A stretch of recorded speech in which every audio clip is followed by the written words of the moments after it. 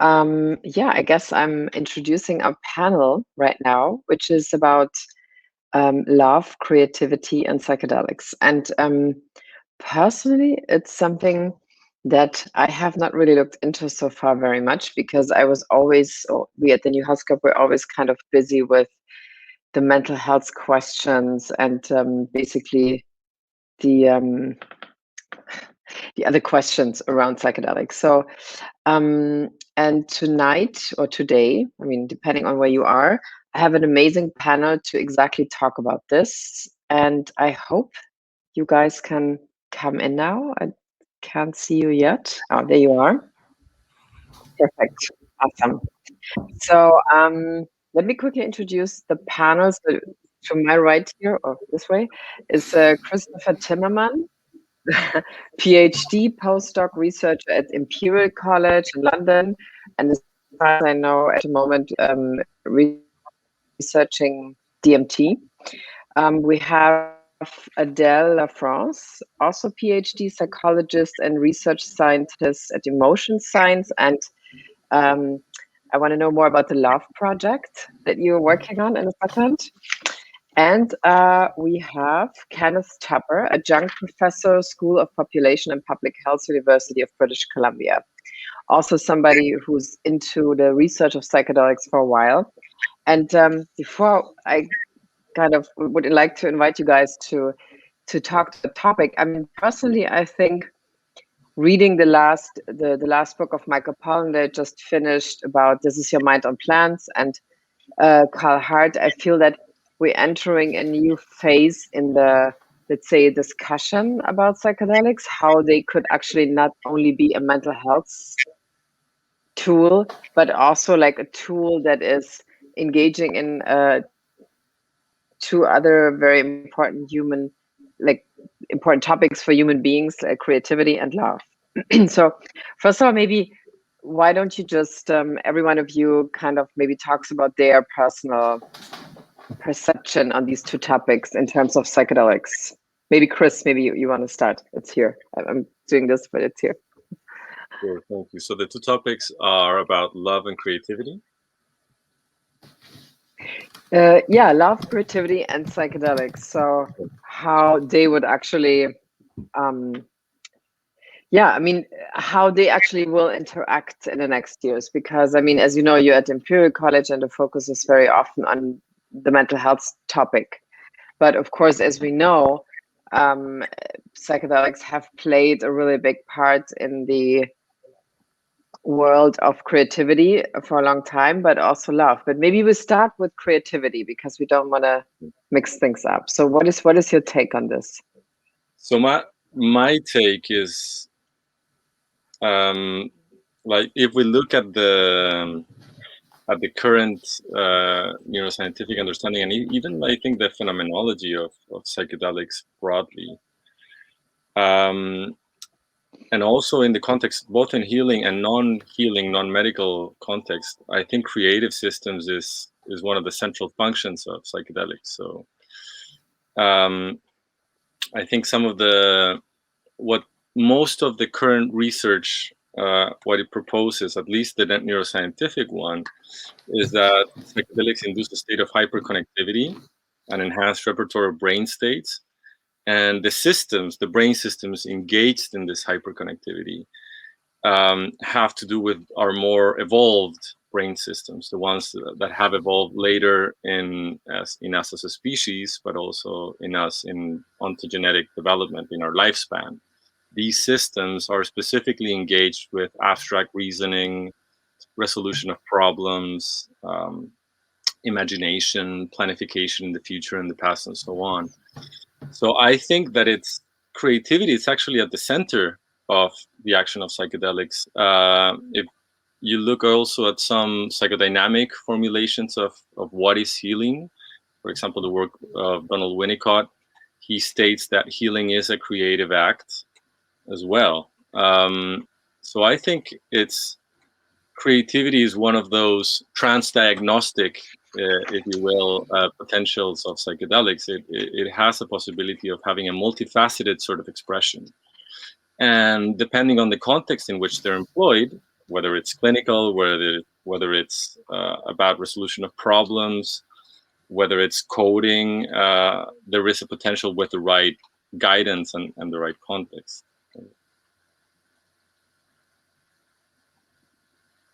Okay.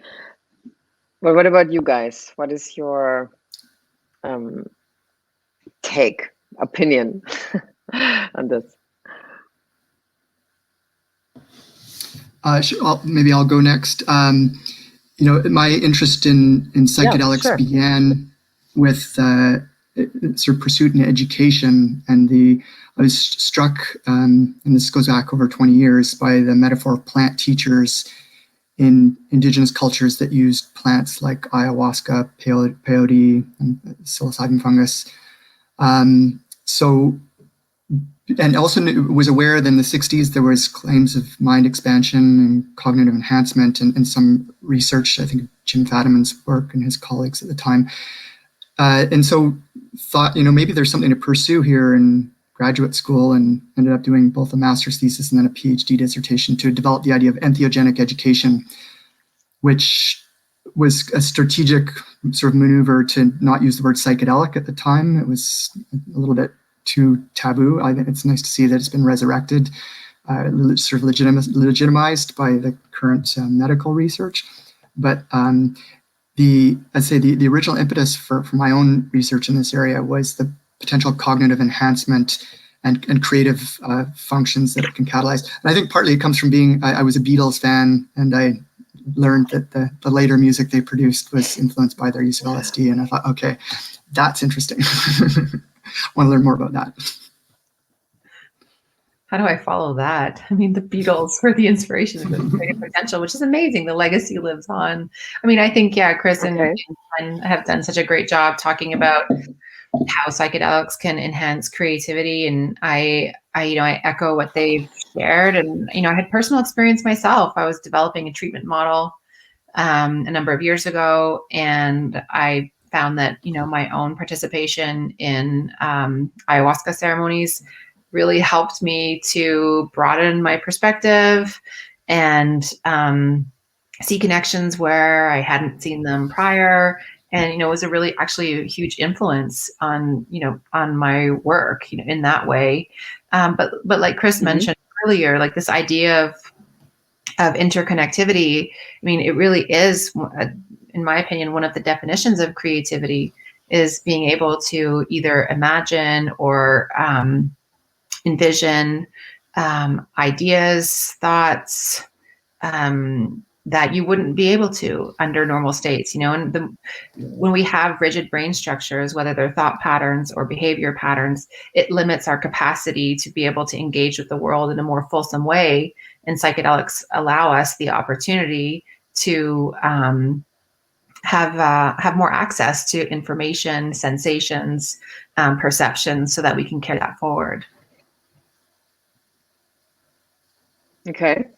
And I mean, do you guys think that, let's say not in a couple of years, you could do it in theory now already, that they're kind of, let's say, special retreats for creativity? Because I have a couple of friends who are writing TV shows, and they're always like, whoa, I want to do a psilocybin trip because I want to create a new show, and I want just to get new ideas that I might not have without that. So do you think this will become like a, let's say, and of course in a legal environment and safe setting, but do you think this will come back as a kind of normal way to get ideas, or to look into business plans or new companies that you might build because you had a psychedelic experience?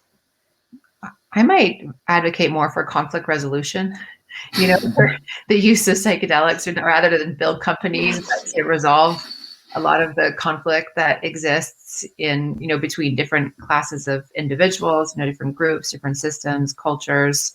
But I do see that there is extremely a great potential for psychedelics to assist in collaborative problem solving, whether it's on your own or in a group setting. Of course, new ideas can emerge to, develop new projects. But yeah, I feel like it would be a great idea for us to focus more on environmental causes, social causes, etc., so that we could really leverage the potential of these substances. Thanks, Adele. Yeah, I'll just add, I mean, I think politically, I agree that the social causes are probably a great place to start. In terms of the kinds of models for non-medical use, I think we're gonna have to see sort of further legitimization and learning about risks and benefits through the medical research. But if that sort of comes to fruition and we do, learn how optimally to use these, I mean, in some ways, actually, I would argue that we've already, we meaning collective humanity, knows already, and we should respect the traditional indigenous practices where these kinds of tools have been used, for countless generations to great effect for not just healing, but for spiritual insights and cultural inspiration, all kinds of different constructs of benefit that we shouldn't presume to be inventing currently. But yeah, the idea of like some kind of wellness retreat, wellness centers that are not just exclusively for people who are seeking treatment for an illness, could certainly is something we could envision coming not too far down the road. Yeah, Chris, I mean, now you're researching DMT. Is this something you think about? Yeah. Well, I'm a musician myself, and I think like when you look at the music done in ayahuasca ceremonies and that tradition and that know-how on how to engage with music and artistic expression, not just acoustic but also visual. Look at the 𝗍𝗍𝗶𝗶𝗍 culture. The possibilities of the visionary experience into cultural expressions are definitely creative. I think a large part of our Western current world is also colored by psychedelic experiences and the aesthetics of the countercultural revolution. And I think, if you want to call it revolution, I don't know. But I just want to resonate a lot with what Adele proposed and what also Kenneth mentioned, that it seems like psychedelics harnessed this human potential that we have to imagine and create things that are not already there, which is quite a unique capacity. And maybe there's something sacred about that, and harnessing that potential to good use. I agree. We have some very dire issues at hand, not least the ecological crisis. Finding novel solutions for that is fundamental. Whether or not that occurs within an entrepreneurish sort of context or not is something that I don't know. I would just add, I guess things like it would be great if all the CEOs and COOs and CCOs, the different companies that are emerging could perhaps engage. But the other piece is, though, I just want to throw some caution, because I imagine this creative retreat style, someone would be going to enhance their creativity either musically or with other creative arts, and they engage with these substances, and all of a sudden they're back 30 years into their childhood trauma, so we can have intentions around using these medicines or these substances for creative uses or to enhance our cognitive flexibility, but ultimately, under the effect, we're not always in charge, and it can lead us down pathways that, without proper preparation or support systems in place, that actually can lead to decompensation, which would be counterproductive. That's a good point, Adele. And it's interesting because, I was just going to say that the risk-benefit. The risk-benefit profile, I think, isn't fully understood. I mean, we've certainly heard over the last 50 years a lot of focus on the risks and very little on the benefits. Now we're hearing a lot about the benefits, and I think perhaps a de-emphasis on the risks. And I think ultimately there's going to be a better understanding of both, and hopefully that will inform both the clinical uses and the potential non-medical applications. Mm-hmm. But I mean, that's a very interesting point, because I heard that from some people wanting to do microdosing to have a less stressful life and to just perform better. And then they were crying for 3 weeks and they didn't know because they wanted to be so focused.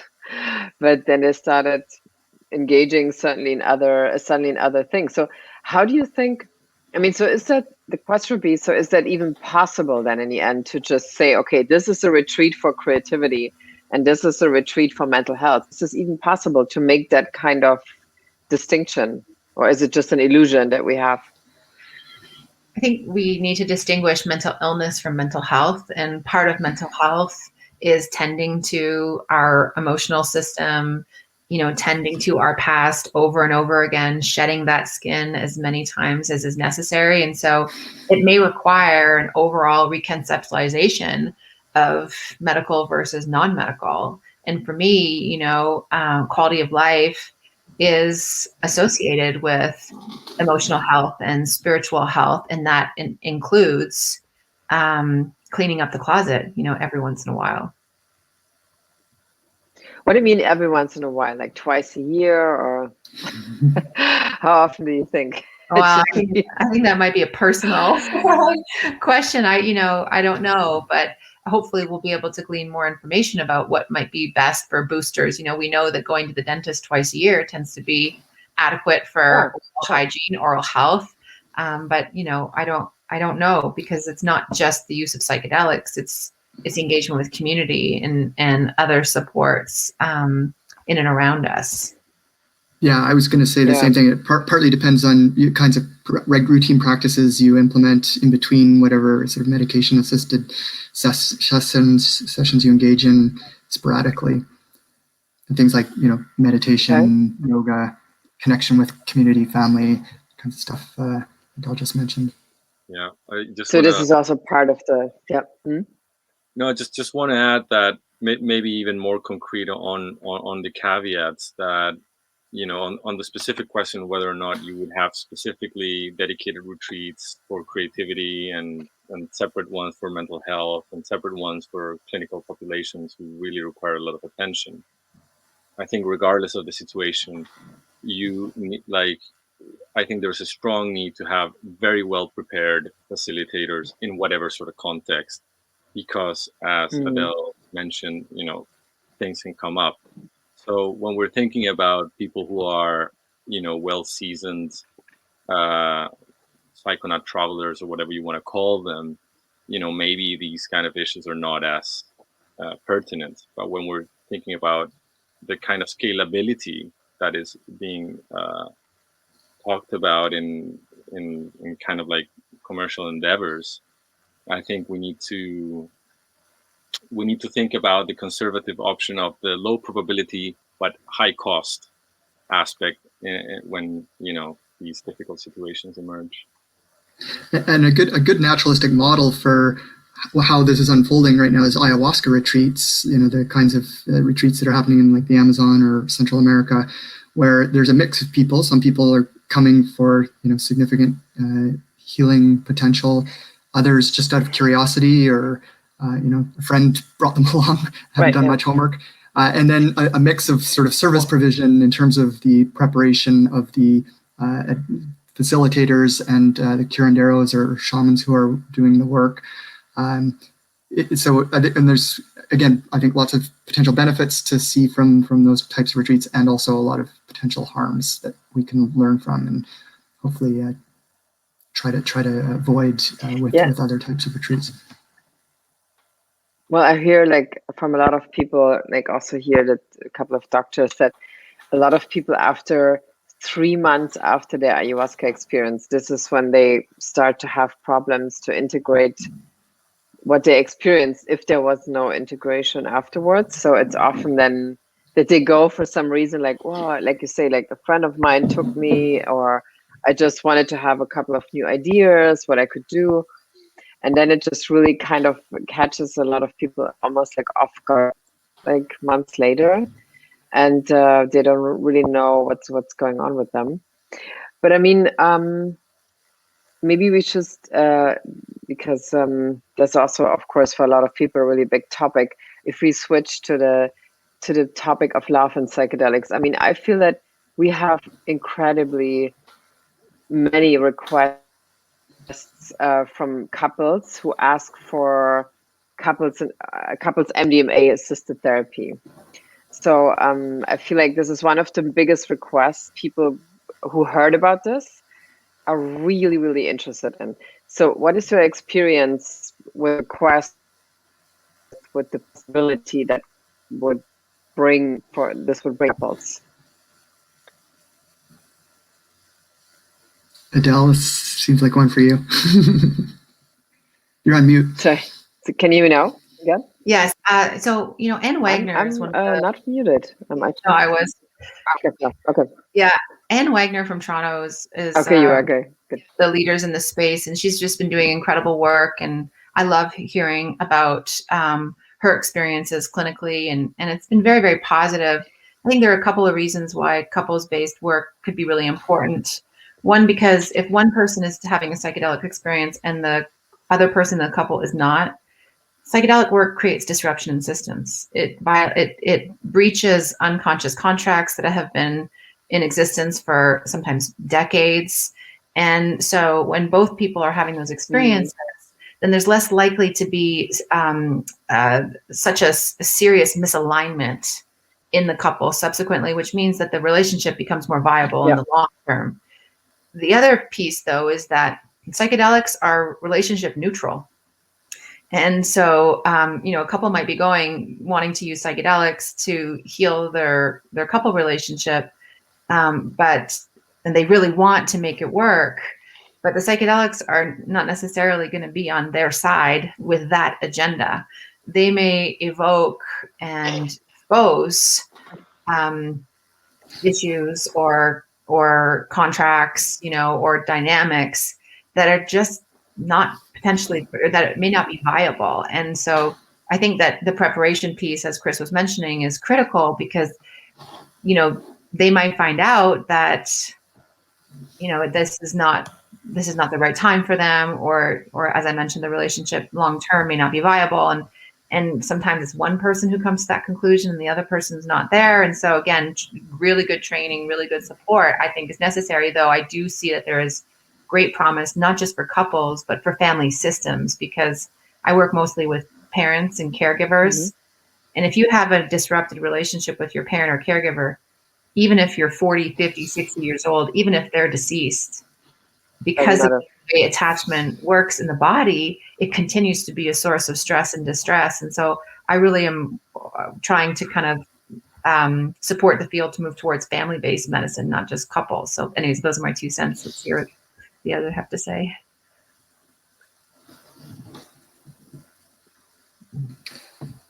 I mean, I think. What is your take on this, Kenneth? Maybe. Well, just from what I understand historically is that before MDMA was being researched for its medical applications, it was being used underground for couples therapy, essentially to relatively good effect.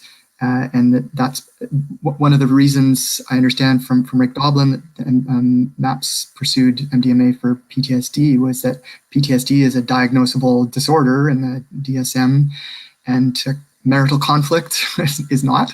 So there's no indication that can be pursued for using it for couples therapy in a sort of medical system that we're sort of bound to.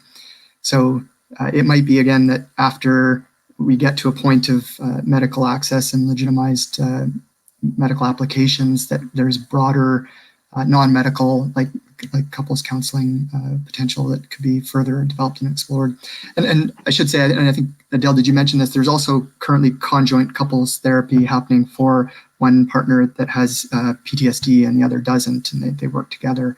And that's, I understand, very fruitful for both parties in the relationship for the most part. Should I give it a shot? Yes, please. We want to hear what you say. I guess what I contribute to the topic is, and I guess this is the cold approximation to it, is you know, what is love from a cognitive perspective or a neuroscientific perspective, and to me, intuitively, the experience of love, and even the kind of the stereotypical understanding of what love is in a psychedelic experience is very resonant with the idea of the unitive experience, this aspect of the mystical or spiritual type experiences that we see with fair reliability in psychedelic use in Western contexts. I don't know if this is very replicable necessarily in indigenous or mestizo communities, but the idea that things appear to unify into a whole, this very appealing sort of idea, and maybe a form of spiritual hedonism to a certain extent, this intuitive feeling that some people have when they're having these very immersive psychedelic experiences. With regards to that, and with regards to what it means in a relational context, we recently published a study. First author was Anne Philippi on Psychedelic Communitas, so the feeling that psychedelics induce in ceremonial context, psychedelics can induce a feeling of shared humanity.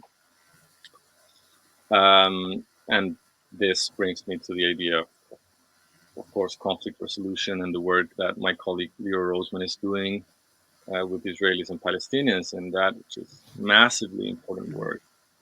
And at the same time, a very big can of worms around boundaries and how to deal with them in a psychedelic context. The need to have very precise guidelines and rules, both in sanctioned and non-sanctioned contexts. And on a more ethereal level,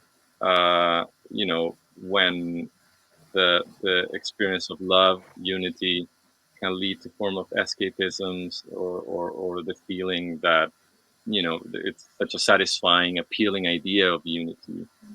The boundaries no longer serve any sort of useful function, that we then to, bypass into those sort of feelings as opposed to working on, the self and relational aspects and past history and so on. So yeah, love is a complicated issue. It's a really good insight, Chris. I was going to say part of the problem is the English language. We have the word love, which is so malleable. I mean, I could say I love my mother, I love my wife, I love chocolate, and I love God. And obviously, there's a distinct meaning for each of those. But that I think you hit on something, though. The underlying sense of unity and connection is something that's relevant to all of those.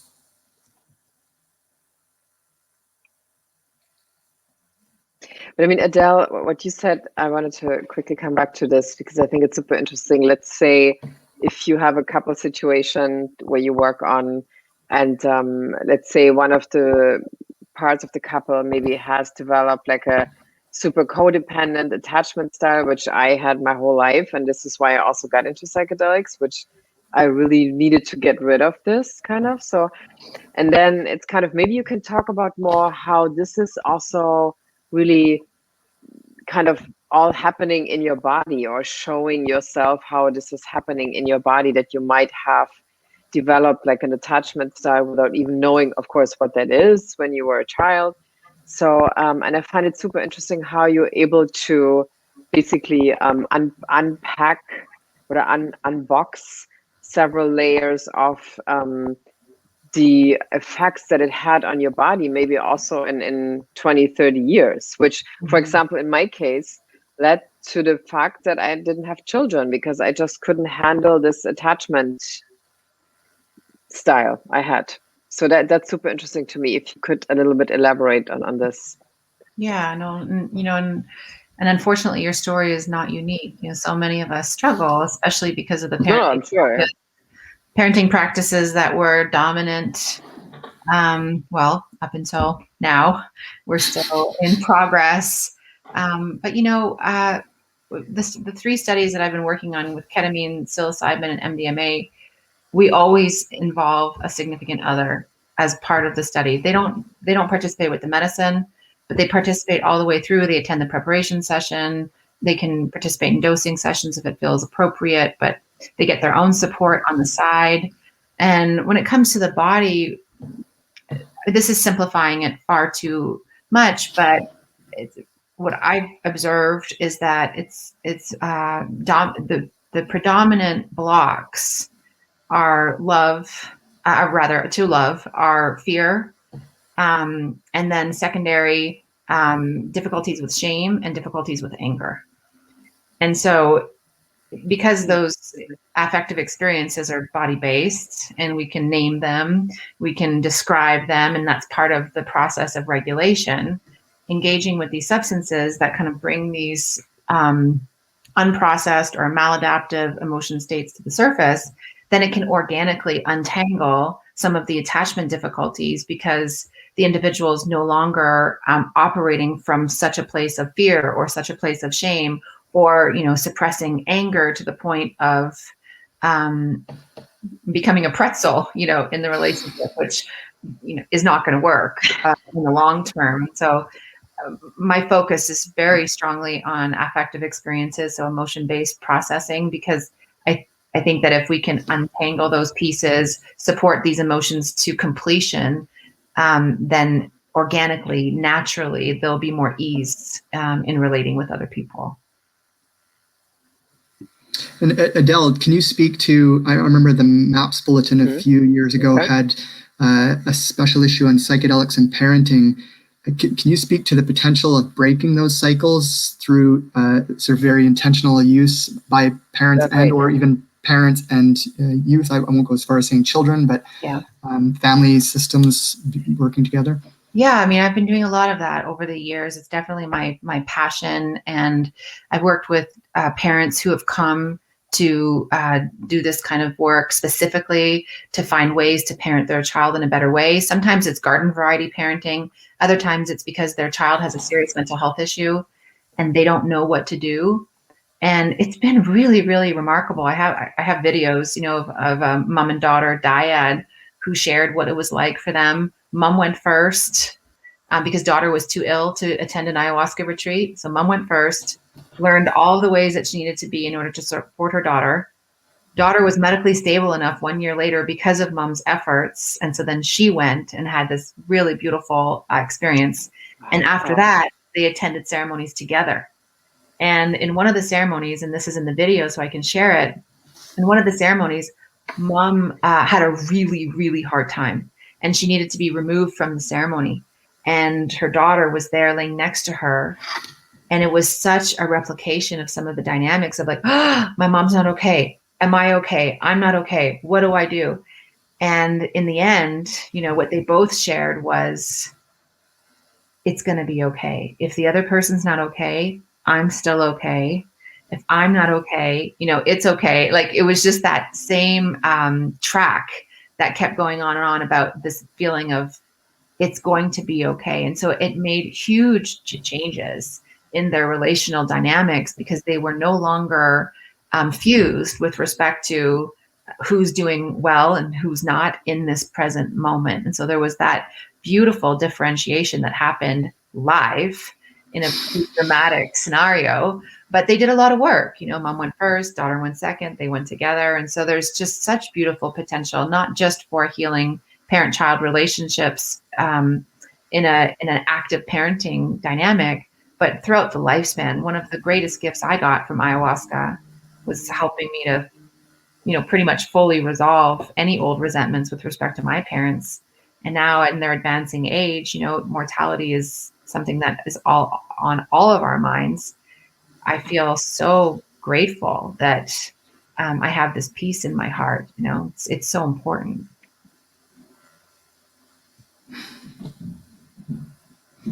And do you guys think this, what you just described, I mean, that's sensational. And I think if that would be, let's say, already implemented in our therapy possibilities, I feel like every second person I know would do this, especially if it comes, for example, in COVID here. Like, I mean, there were all these articles here in Europe about how parents could not really handle their children anymore, even that some of the children had to go even to psychiatry, or were actually put on antidepressants because they couldn't handle the challenges. So do you think or how do you think, you guys, this could be like become a real possibility and model for family therapy? I mean, of course, the legal questions, that, but let's just, as if there wouldn't be a legal situation right now, which is kind of on the way to be better. So, but what do you think should be the basic setup for this? That would be super interesting to know, I think. Maybe Kenneth, what is your idea about this? Well, again, I think I'd look at potentially sort of retreat centers and preparation integration, working with and ensuring, I think, informed consent from all the participants, making sure that they're all ready for what they're going to get into. There might be, and this is, I think, an area of, part of the psychedelic renaissance research is sequencing different kinds of medication options, starting perhaps with something like MDMA and then having a more classical psychedelic experience. Yeah. How about others?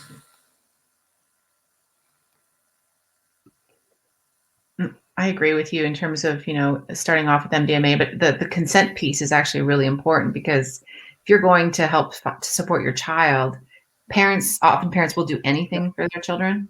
And sometimes that feeling, that love that they have for their children can actually override their sense of personal agency or their connection with their own needs and boundaries. And so I think that piece is going to be really, really important, especially if they're feeling desperate. And then I just want to go back to what Chris said, earlier about the sense of connectedness and unity and conflict resolution. I think one of the pathways for improved parenting and family-based health is increasing community. And when I work with parents, in psychotherapy, but also in the context of medicine retreats, one of the aha moments is that they need to ask for help more often. And in our culture, there's a lot of fear and there's a lot of shame related to asking for help. And there's this perception, and I don't know how skewed it is, but of limited resources, in terms of social support. And so if these psychedelic medicines can help increase feelings of unity and connectedness and oneness, then we'll be able to raise children in villages much more than what we are doing, in these days. Mm.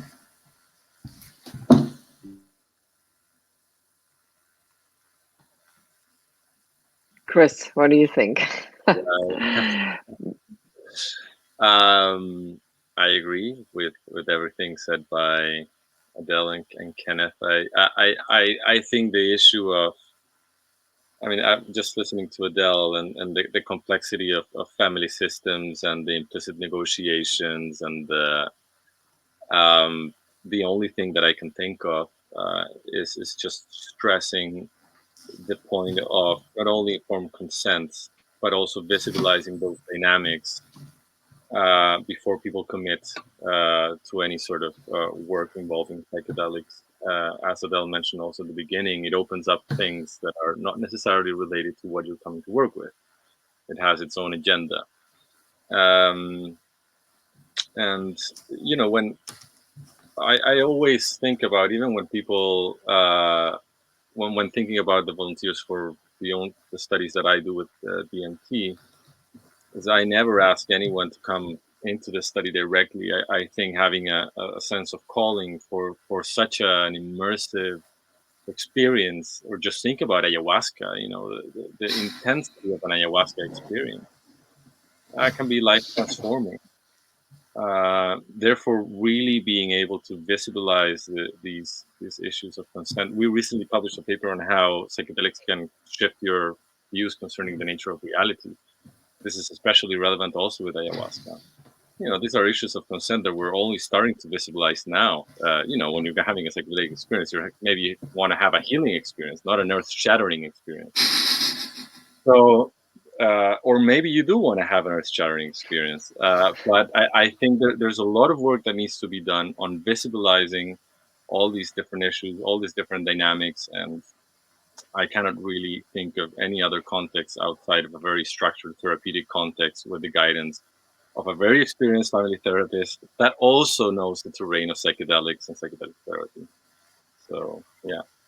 I would add too that like one thing that I've noticed is that with the MDMA study, as well as other psychedelic studies, is that if there's a main participant, but there's a family member who's being obstructive or presenting challenges to their, to the loved one, that sometimes there can be like taking sides, like, oh, well, the dad is saying this thing, or the partner is really interfering, allowing the expression of this. And so whoever is facilitating that in that very structured environment, like Chris just said, needs also to be able to hold the realities of all parties and what it's like to be the partner of a participant in a trial like this, or, so that we don't end up demonizing or having favorites, because that actually in the family therapy world is one of the most dangerous ways to kind of go about psychotherapy.